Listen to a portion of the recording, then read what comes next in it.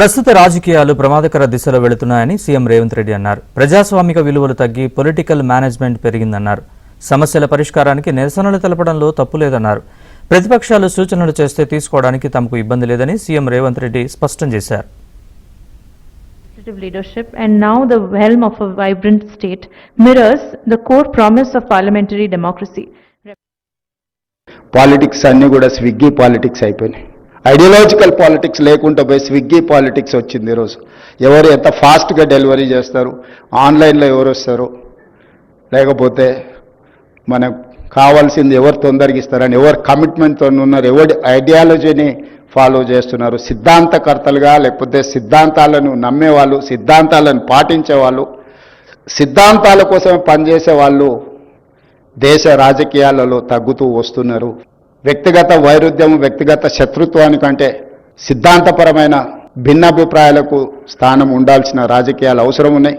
అందుకే మేము శాసనసభలో ఎక్కువ పని దినాలను పెంచుకుంటూ వస్తున్నాం. నేను ముఖ్యమంత్రి అయినప్పటి నుంచి ఇప్పటివరకు ఎవరిని సభ నుంచి సస్పెండ్ చేయాలి. వాళ్ళు చెప్పాల్సుకున్నది ఏదైనా చెప్పండి, మేము వినడానికి సిద్ధంగా ఉన్నామని.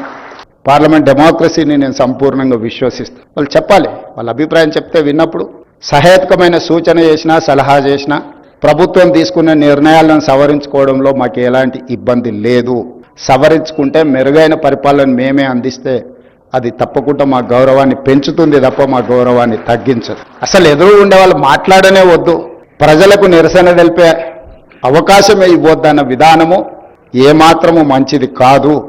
ఉద్యమం ద్వారానే తెలంగాణ సాధించడమని చెప్పుకున్న వాళ్ళు ప్రజలకు ధర్నా చేసుకోవడానికి ధర్నా చౌక్ ఉండాలన్న పరిమితమైన జ్ఞానంతో పనిచేస్తే బాగుంటుంది. నేను ముఖ్యమంత్రి అయిన ఎంబడే ధర్నా చౌక్ను ఓపెన్ చేయించి ఎవరు నిరసన తెలపాలనుకున్నా మీరు నిరసన తెలపండి, మీ సమస్యల్ని ప్రభుత్వం దృష్టికి తీసుకురండి.